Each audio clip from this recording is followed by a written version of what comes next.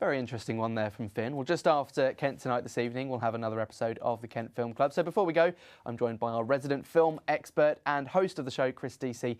And following on from Finn's package, Chris, I wanted to ask you, did you know that the 1969 Battle of Britain film was actually filmed at that same location? Well, I didn't, but what I did know is that Guy Hamilton, who made that film, went on to make several Bond films in the 1970s.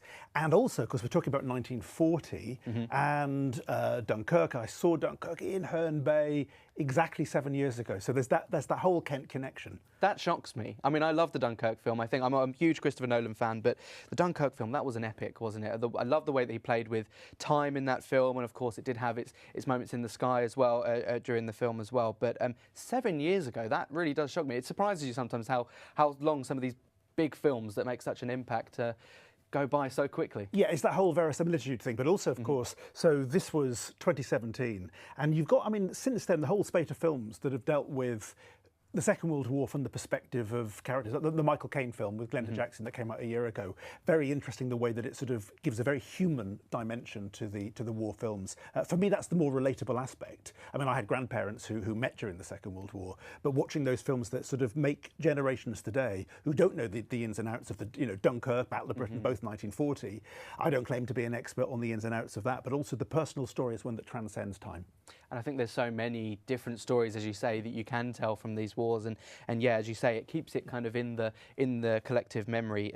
Now, before we go, I want to ask, what can we expect from today's Kent Film Club? Yeah, we have Max Barrett, who is a filmmaker, also a film reviewer, who's done a lot of work on radio. And he's chosen now, we had another film by Darren Aronofsky last week, Requiem for a Dream. Okay. This tonight, The Fountain, which he says is his best film of all time. Also, he's gone for Del Toro's Pinocchio. So we have a few animation films in the mix tonight. It's interesting because, I mean, I obviously had my go on the Kent Film Club. I chose Nativity, one of my favourite films to sit down. But yeah, it's really fun watching the Kent Film Club because you do get to pick apart someone's brain by the films they pick. There's a lot you can find out about a person. And I feel I'm both a therapist, a counsellor, and a psychoanalyst because, of course, what I do by the fourth film, I'm like, there's a pattern. So how are we going with that? So you're right. So yeah, and you chose a Christmas film, but luckily at Christmas time, so everything fitted rather nicely. That's true. I think I would have picked it any time. The Nativity, I absolutely love.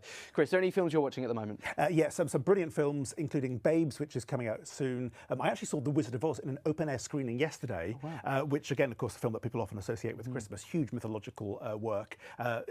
Made also in 1939 on the outbreak of the Second World War, so going back to that theme. Also, I did see Deadpool and Wolverine. Oh, yes. Oh, yeah. And that was fine. That was fine. Maybe talk about that following week.